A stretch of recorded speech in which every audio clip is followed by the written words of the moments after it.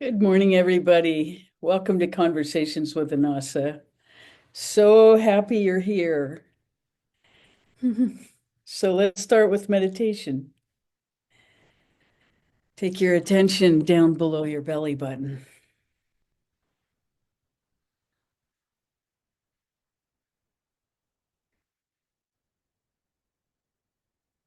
Use your breath to gather your attention and move your energy down. As you feel for the energy center below your belly button, take your breath there and feel for the stillness between the in-breath and the out-breath. And again, between the out-breath and the next in-breath. And try to center all your attention there so you can really feel the energy coming down from between your ears, which is our habit of location.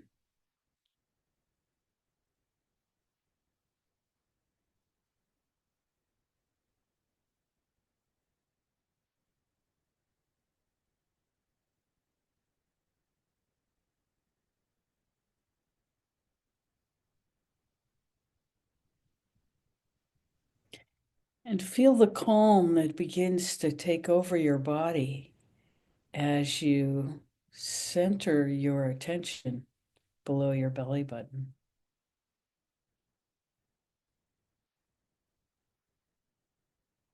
And all the stress and strain and fear and worry just drops away.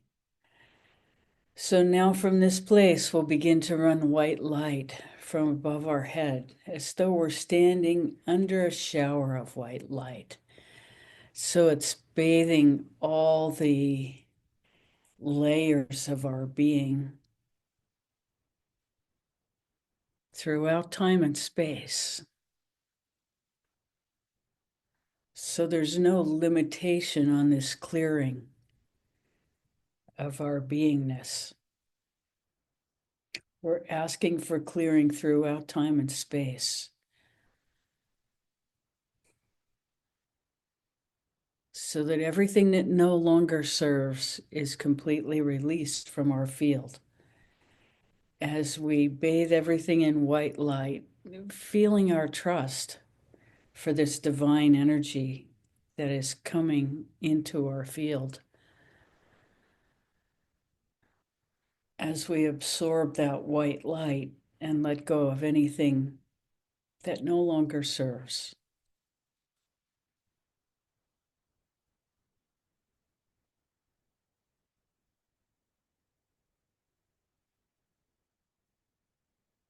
Trust me, whatever work is left for us to be done will become apparent.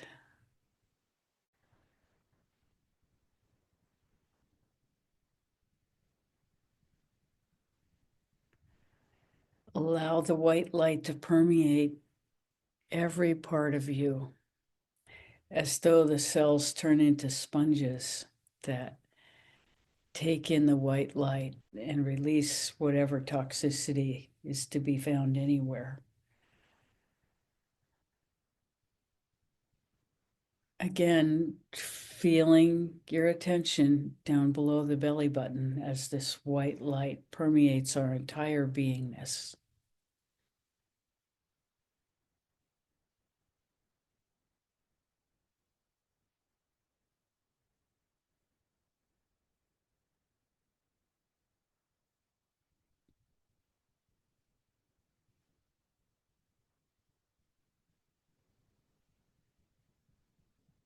Letting go of anything that distracts us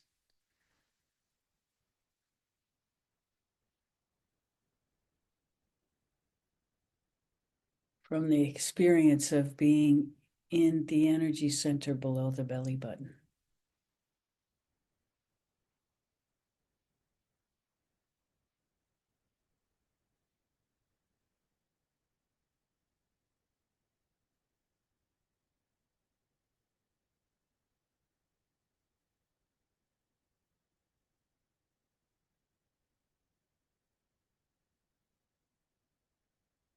We can literally feel the slimy energy falling off our body.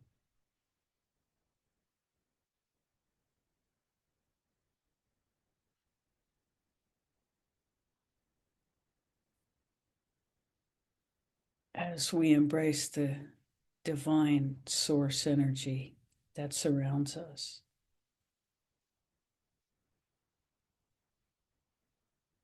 We are never separate, and we never have been, and we never will be.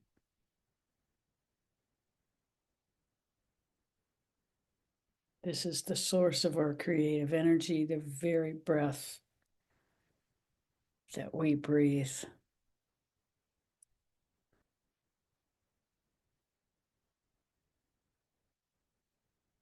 When you're ready, drop your attention down toward the center of the earth. And we'll set the intention that the white light continues throughout our practice.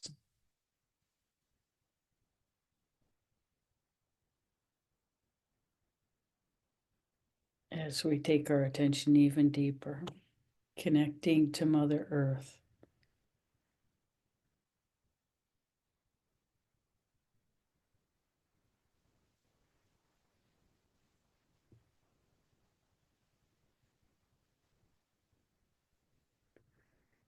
Feeling her compassion for all beings.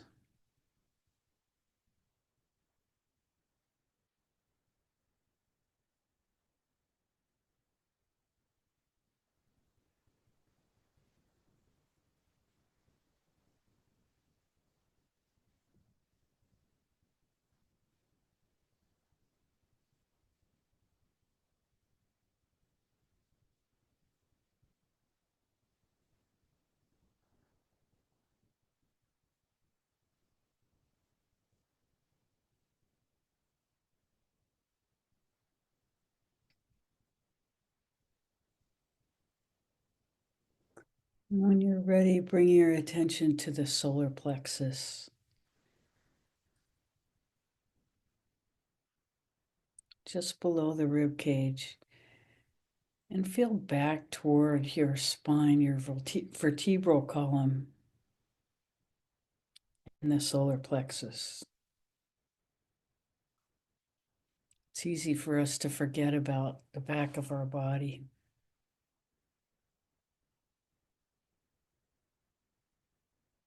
Again, feeling for the space between the breaths.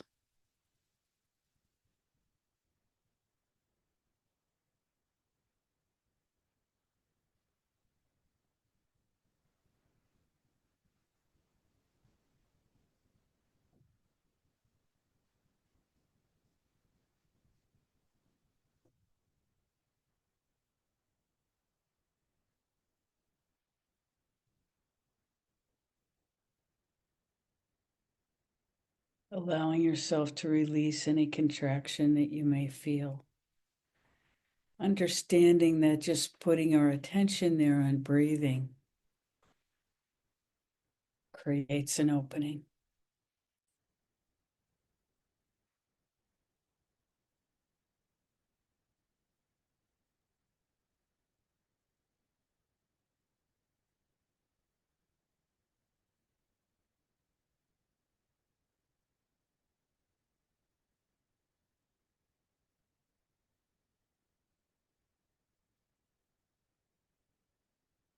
And most of us are at an age and stage where we understand that there's no urgency about completion, that life is presenting us with what's needed for our growth in this moment, and that staying present is living our practice.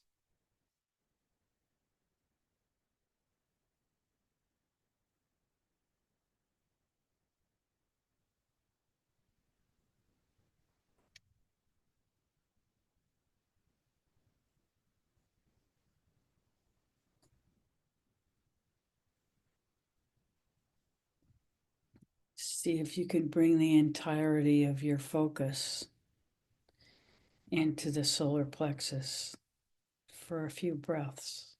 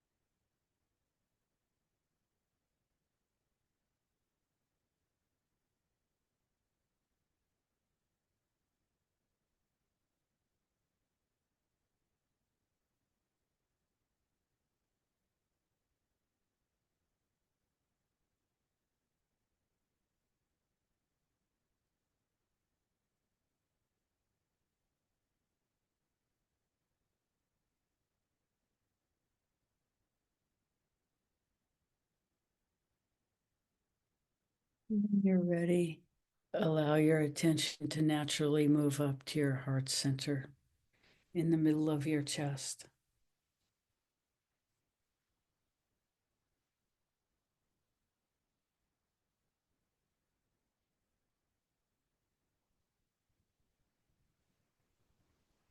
Understanding that compassion begins with our own self, loving our own heart.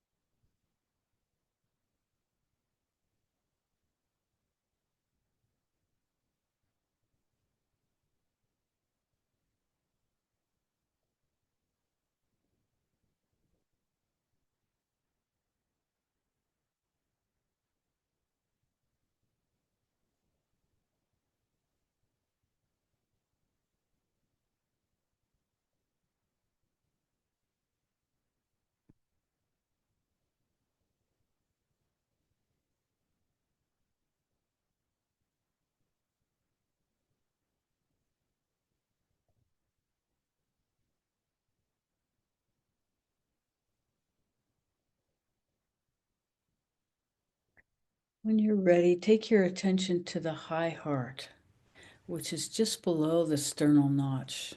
There's a notch at the bottom of your throat, and just below that is the high heart on where the sternum, the breastbone begins.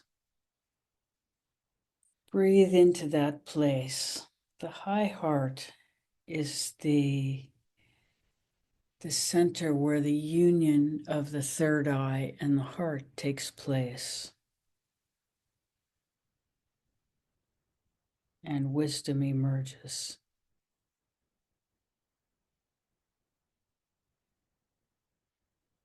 You may feel a great calm as you access this center.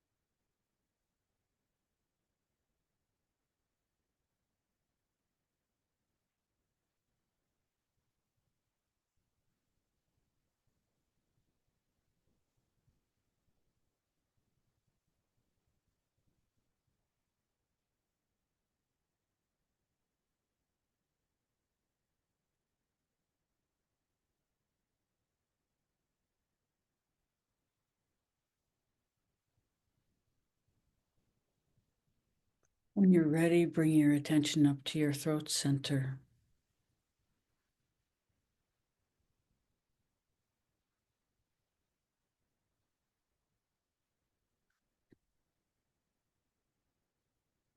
Swallowing to release any stuck energy from what you may not want to speak.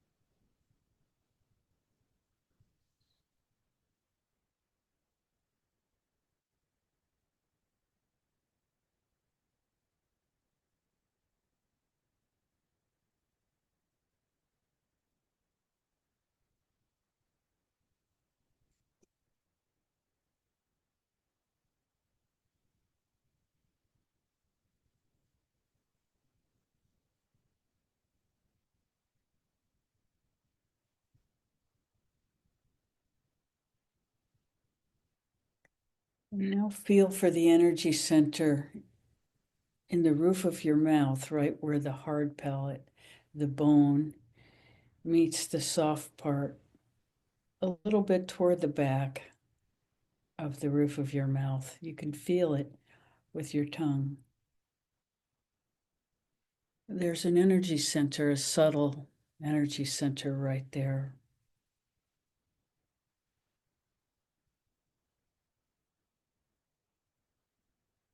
And it shows us our alignment with the central channel.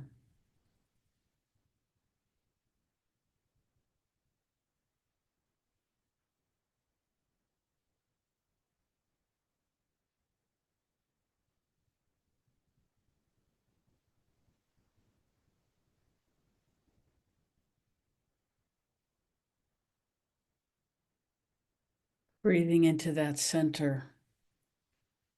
Hold your attention there between the breaths.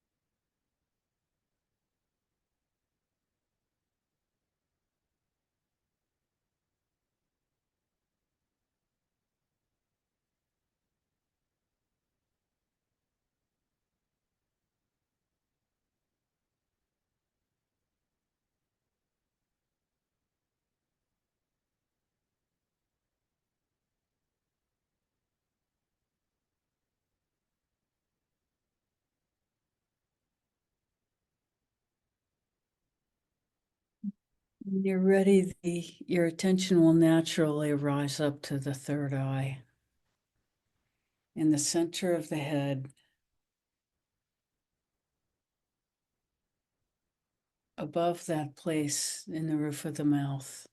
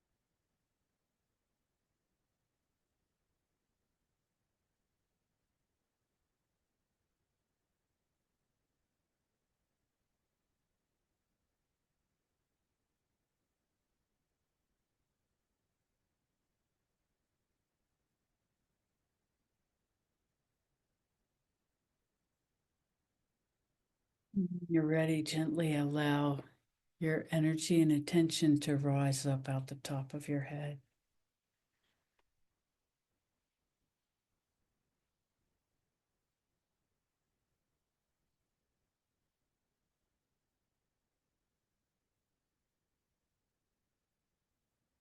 Now feeling the more expanded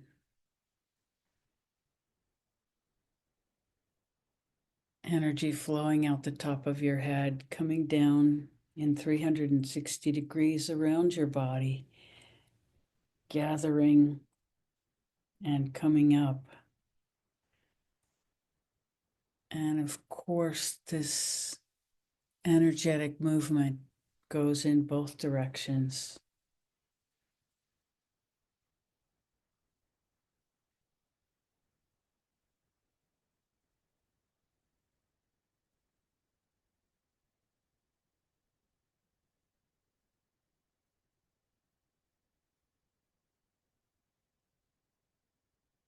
Releasing ourselves into this experience.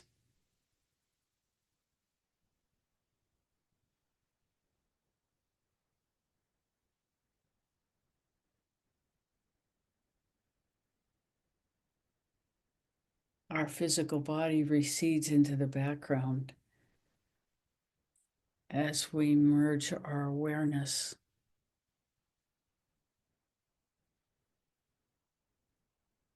with spirit.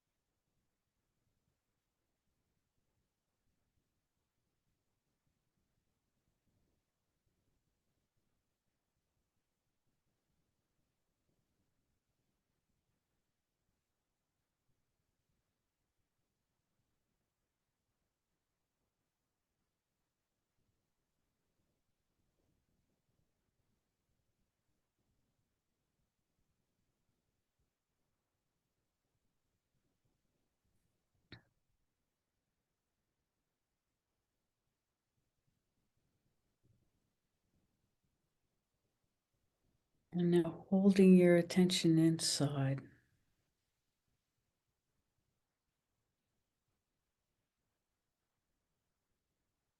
completely present to your energetic mechanism. Allow your eyes to open.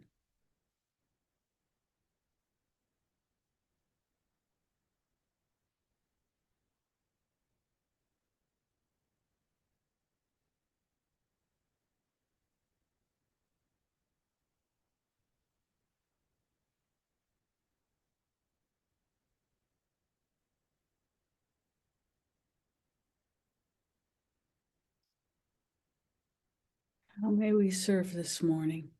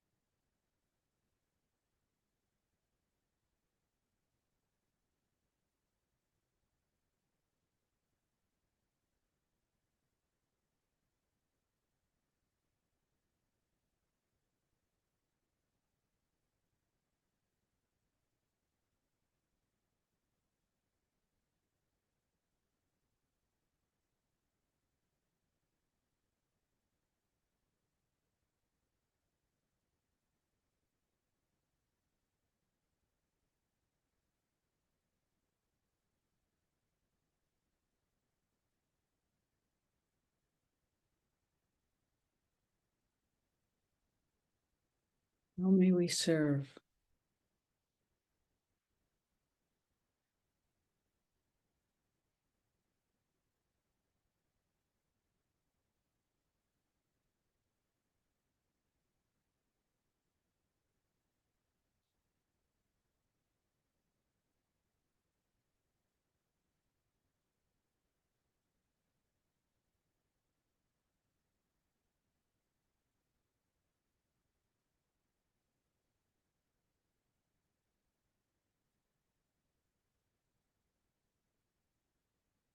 So in the chart of the day today, Mars has moved into Leo, and Leo is ruled by Sun.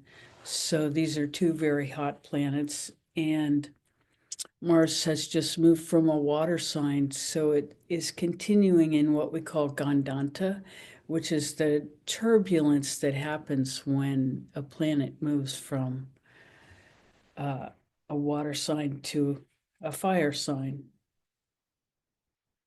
So Mars is in quite a bit of turbulence, and so is the world.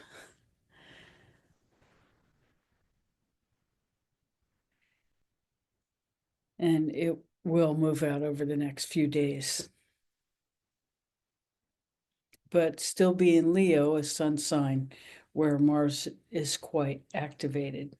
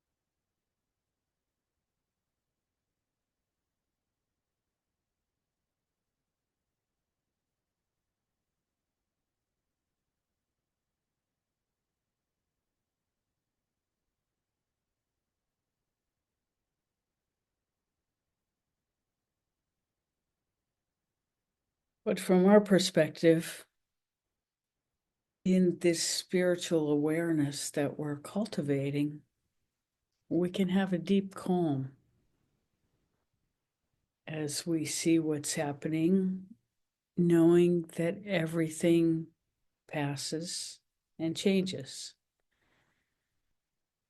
So we can allow that change and watch to see how we can be most effective in our lives, supporting the people we say we love in the midst of these changes.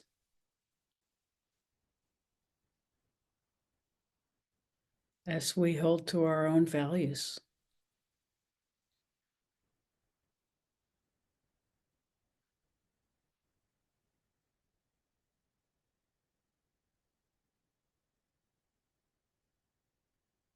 And sometimes being the quiet place that's available to others is what we have to offer.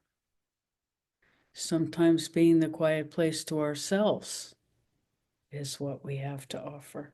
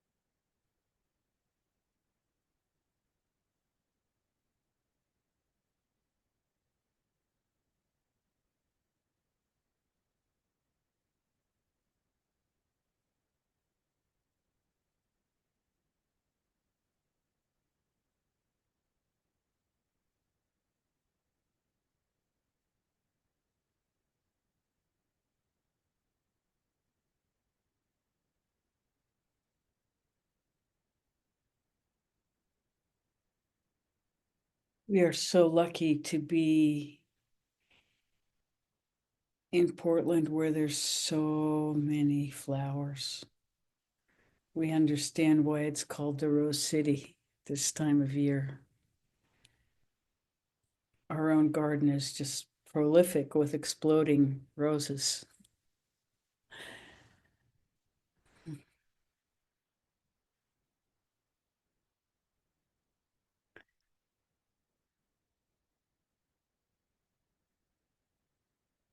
And the warmth, although it's supposed to get really hot today.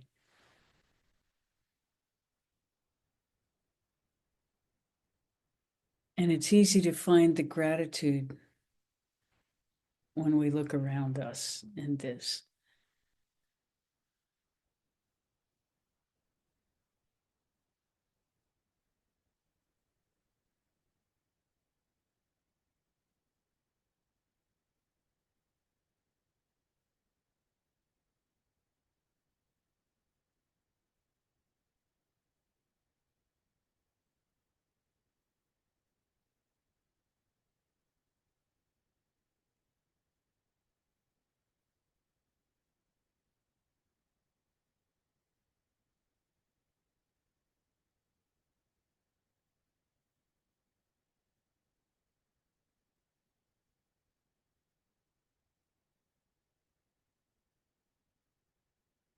How are you guys doing?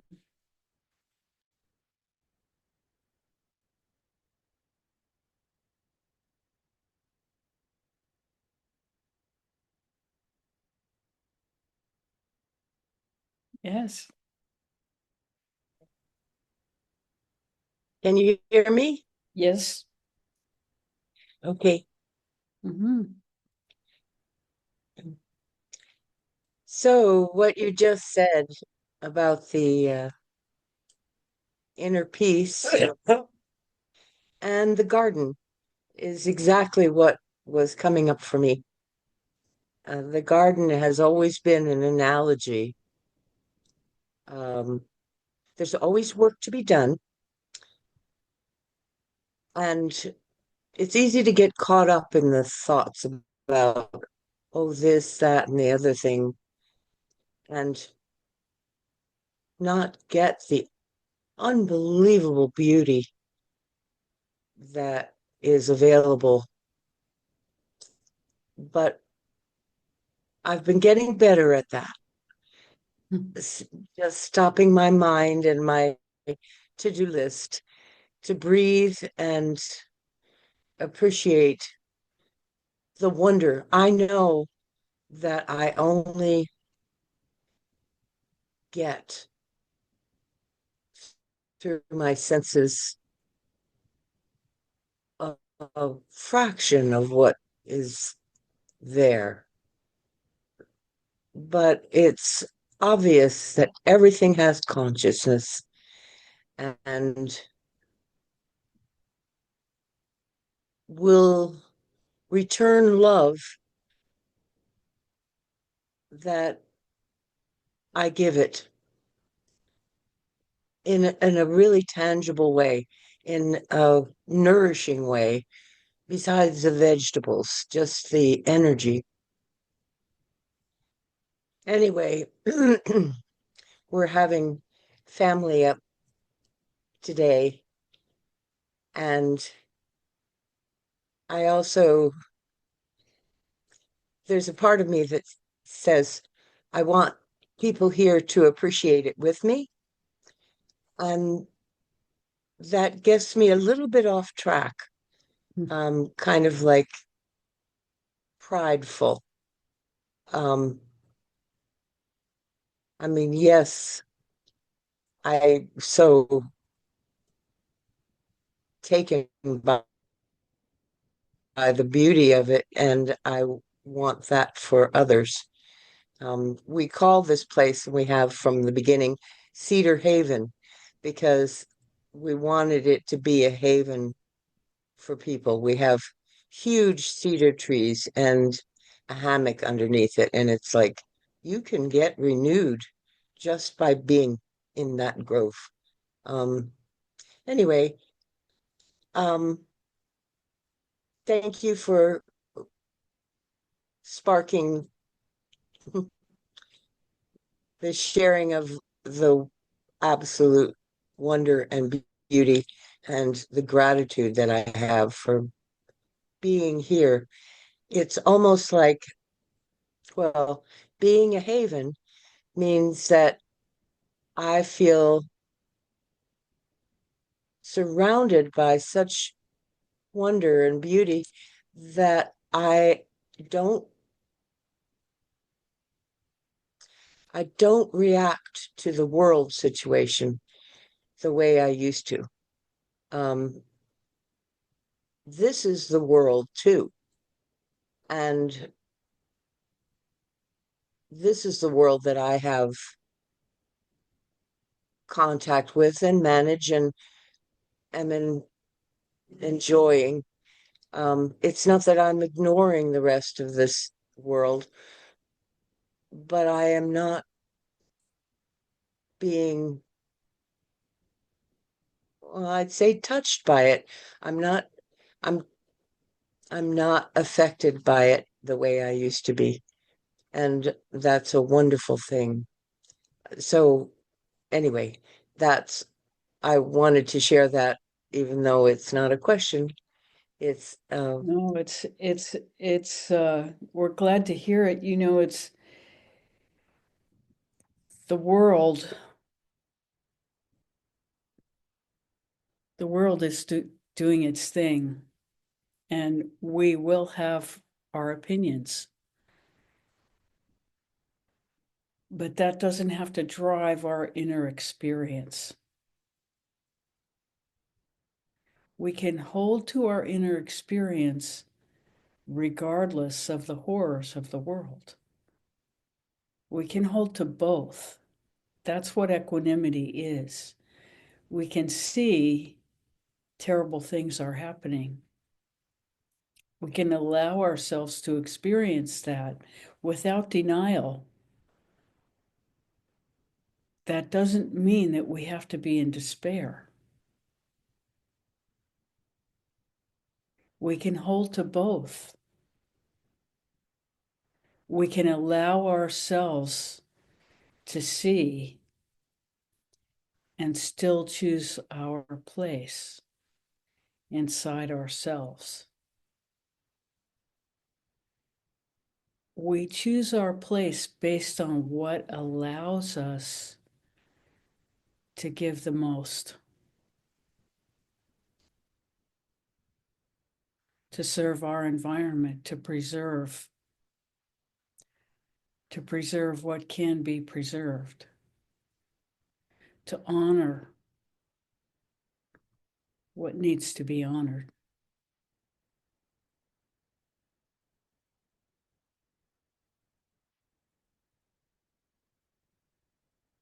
We can disagree wholeheartedly with what's happening in the world and still be at peace. Because the peace is not dependent on outer activity.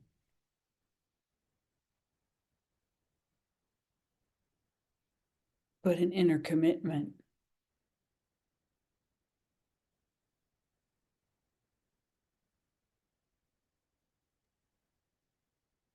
one of the things that occurs to me is that by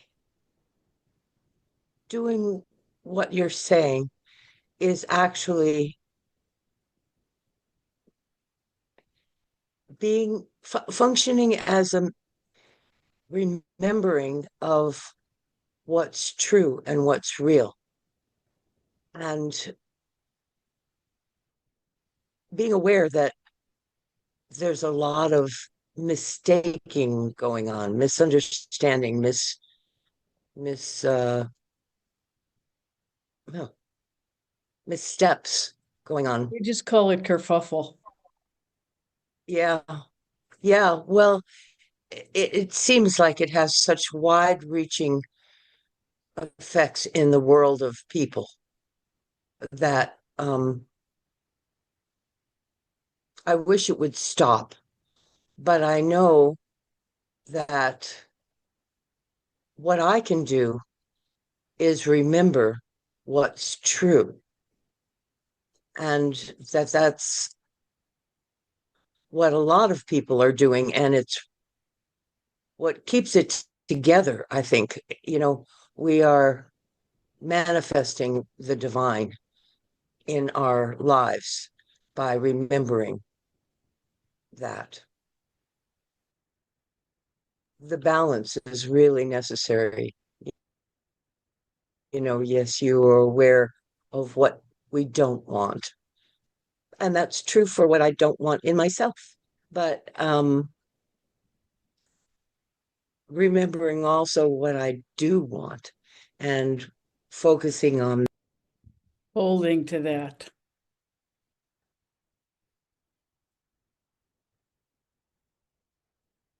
Mm.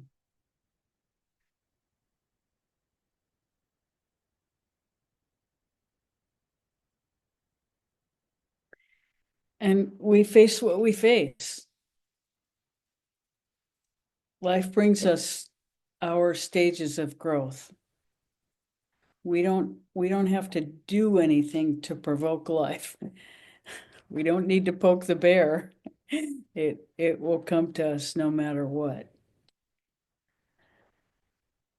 But having some sense of equanimity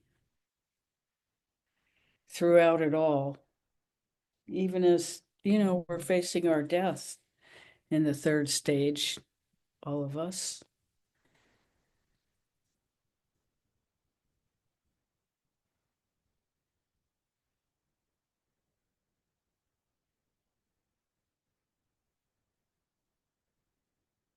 Some days that feels like a relief from all the kerfuffle. And other days it feels like, oh, so soon.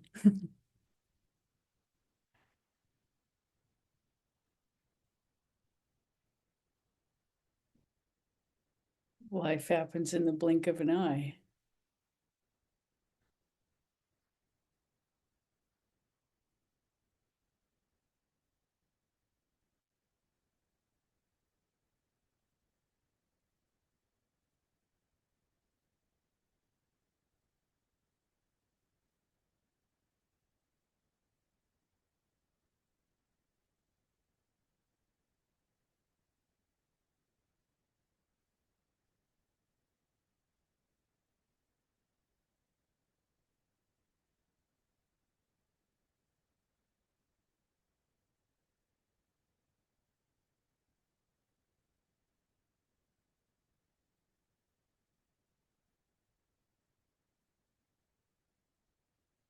But at the same time, we can hold to our own values. We will not be destroyed by bullies.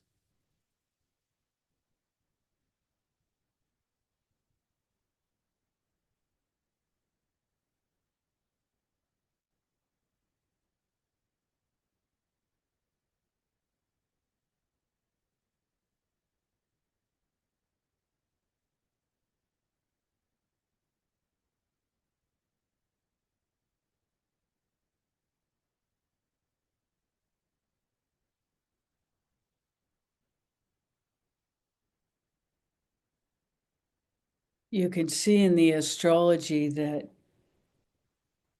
Donald Trump's ascendant is right in this place of Leo where Mars is coming in, and Elon Musk's moon is in that same location. So they're both getting quite emotional and at war with each other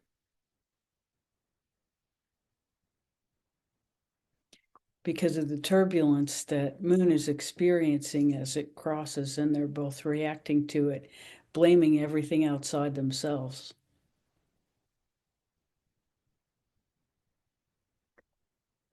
So we all feel that same turbulence, but not the necessity to blame others.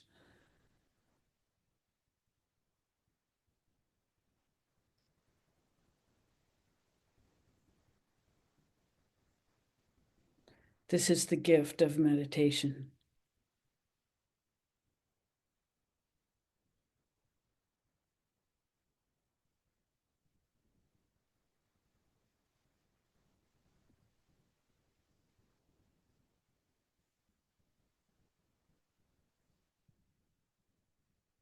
it just gives us that, nth degree of separation so that we have a choice.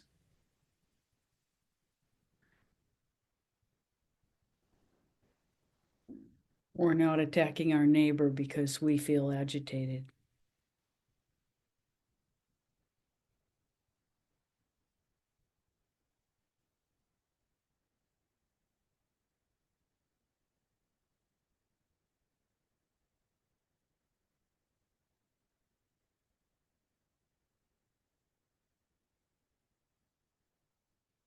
And we're not blaming ourselves because we feel agitated.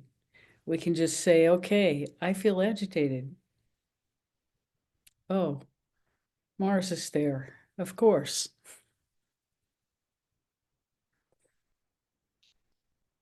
So it's very funny. I think we told you some months ago that as soon as Saturn went into Pisces, which is Rebecca's first house, she got a speeding ticket. And so Saturn in the first house means karma that will be delivered. So I was going 46 miles an hour in a 35-mile-an-hour zone. So I was 1 degree over what's allowable. And so as soon as this happened, I was like, oh, this is going to be complicated. So it took me a couple weeks to figure out that I could do traffic school and then it would all be fine. So I signed up for traffic school, and of course, they lost my email, even though I paid my money. So it took, several emails, and I was able to go, oh, of course, this is complicated. It's Saturn. and so that happened. So I did the course. And they assured me at the course that all would be taken care of. And then yesterday I got a text from the DMV that nothing had happened with my ticket, and I was something terrible is going to happen if I don't pay a lot of money by Monday. So I thought, it's still not done. So I sent off an email to the place where I did traffic school and alerted them. Immediately went to the DMV thinking Saturday they would be open. They have reduced hours because, of course, their budget has been cut drastically. So they're not open till Monday morning. So, anyway, I hardly reacted because I know why this is happening. And, to me, this is the minimum hit. I'll be able to unravel it. It just is some kerfuffle.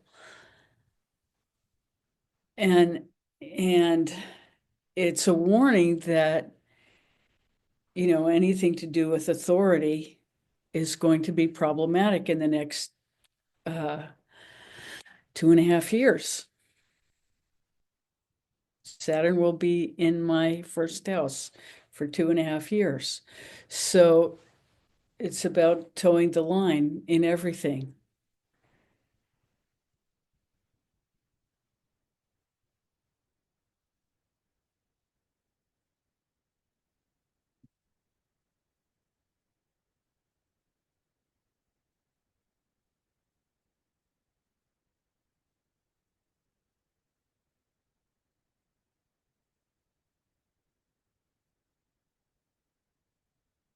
And Saturn's somewhere in all of our charts, just like Mars is somewhere in all of our charts. So we all have these energies to deal with, but it certainly is helpful to me in this moment to understand why this is happening and to not feel like, to just know it's going to be complicated because that's how it is right now.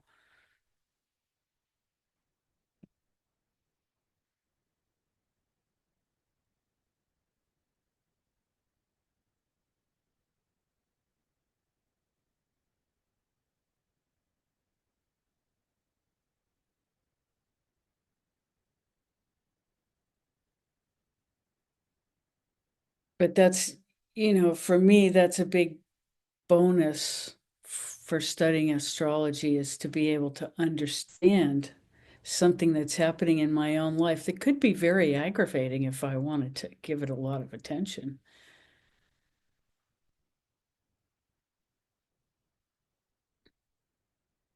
But, it's just figuring out what to do in this moment that can be helpful. And if there's nothing, there's nothing.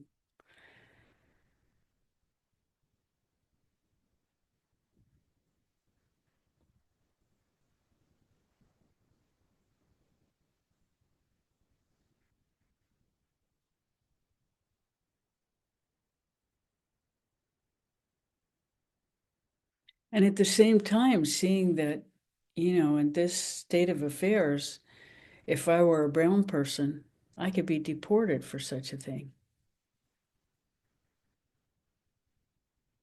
And that's horrific.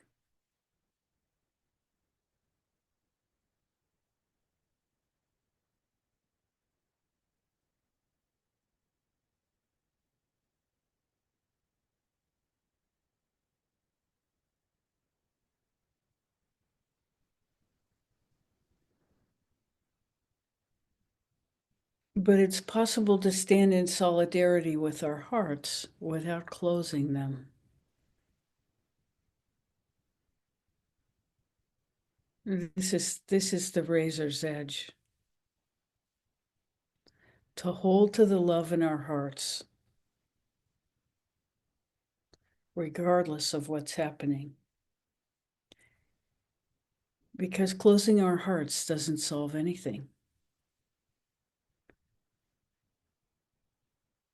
But opening our hearts in the face of everything, we become something very different.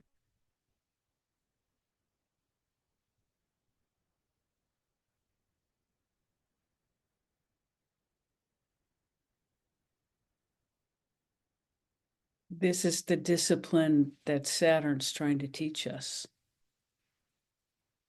The discipline and focus to hold to what's really important no matter what's happening. To hold to the love for ourselves and everybody else, no matter what.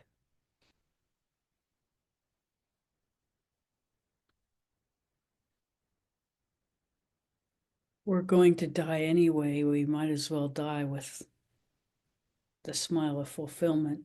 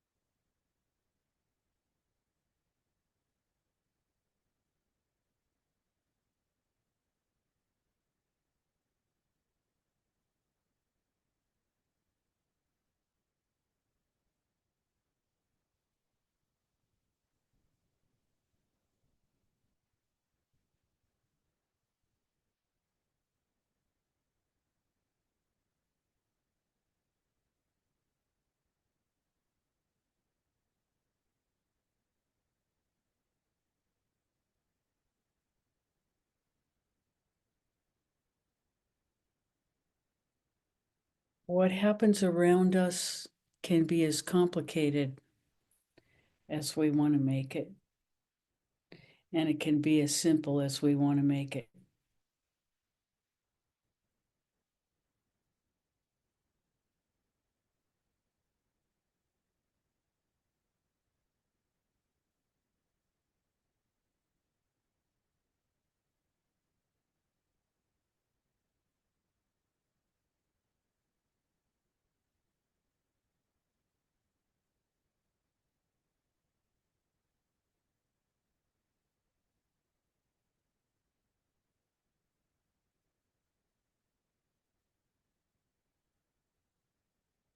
And all of us have challenge.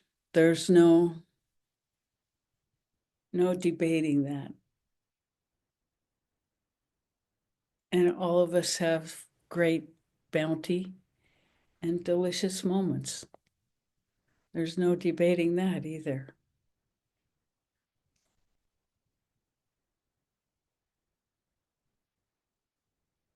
There's nothing more powerful that we can do than cultivate the love in ourselves.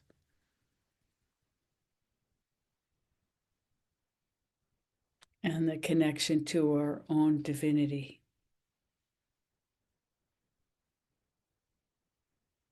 Those two things are not separate.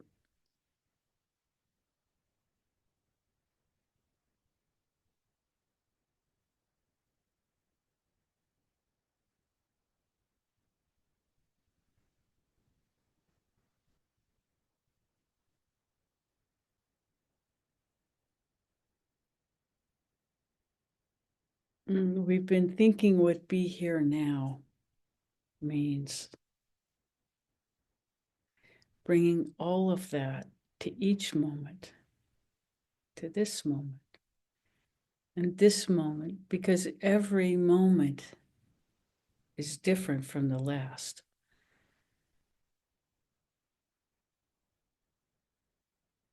So being present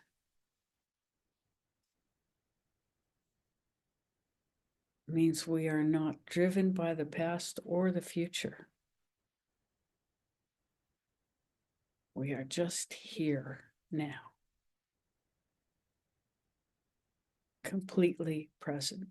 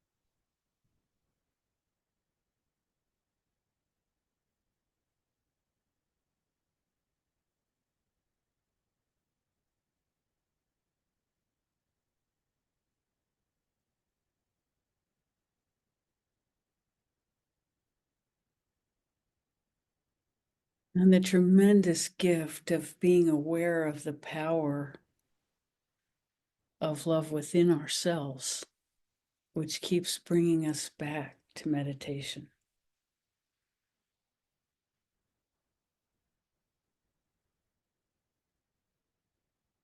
This is the gift of this life,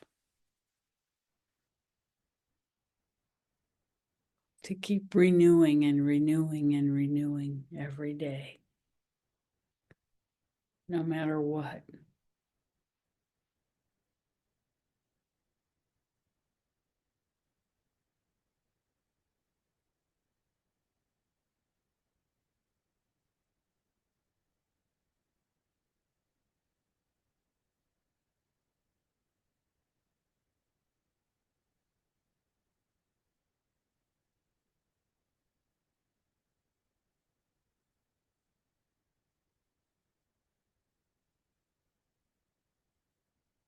Watch the joy and the sorrow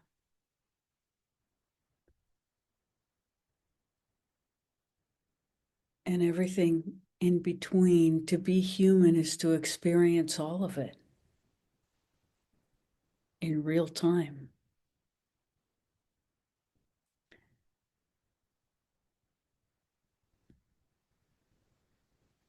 but never denying our source.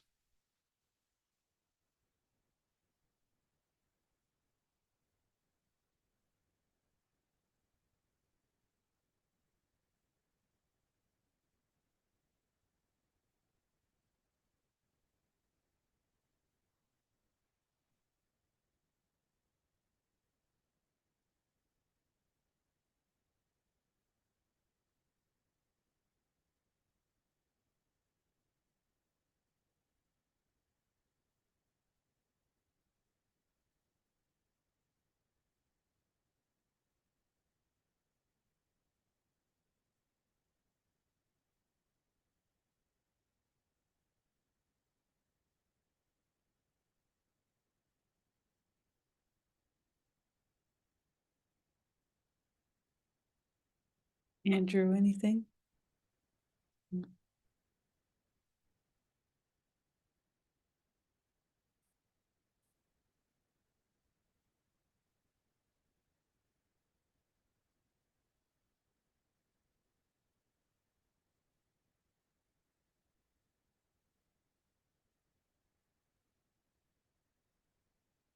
Mm.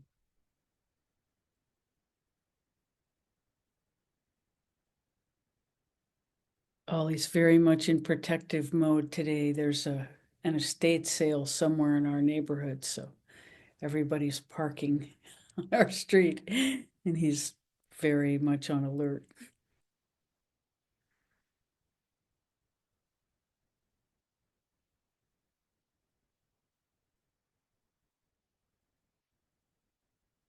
Doing his job.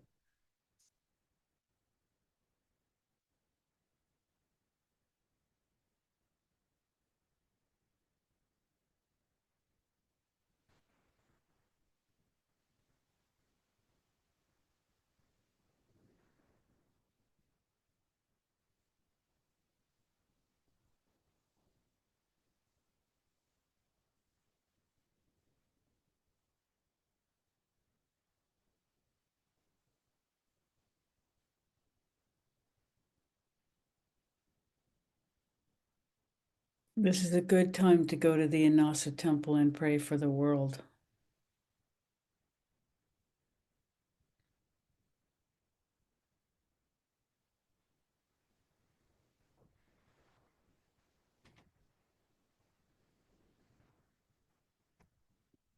When we don't see a way to demonstrate our power in this plane, the Inasa temple is the place to go.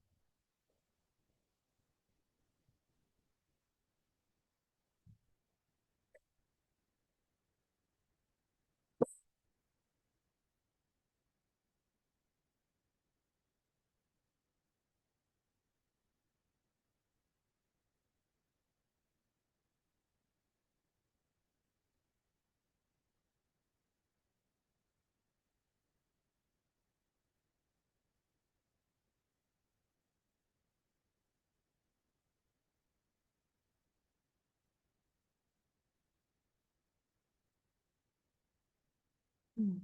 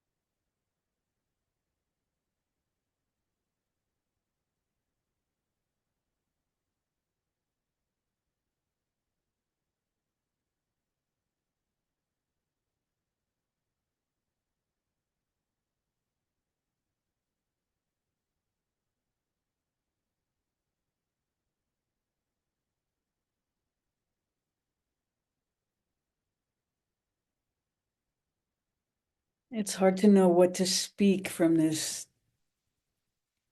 inner radiance that just comes.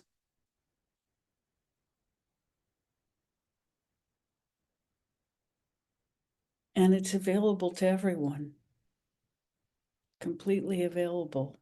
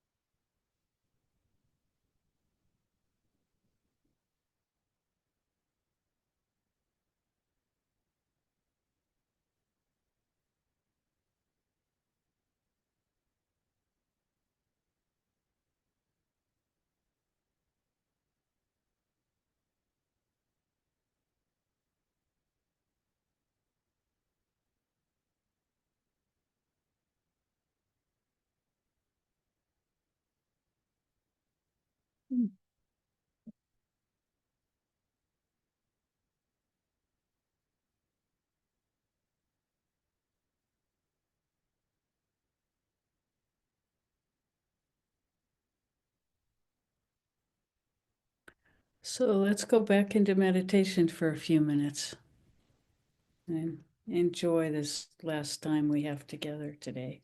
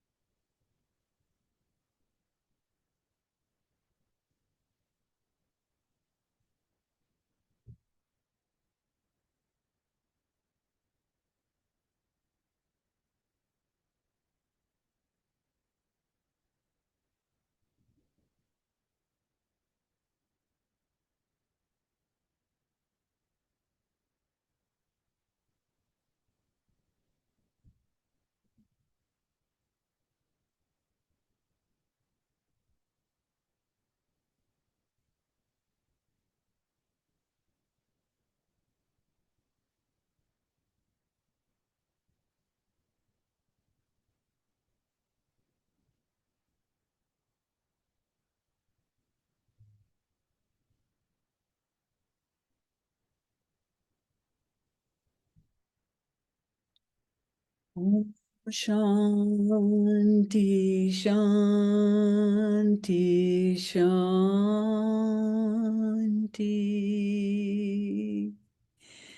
Thank you so much for being here today. Delighted to be in your presence. So much love to you all. Bye for now. Till next time.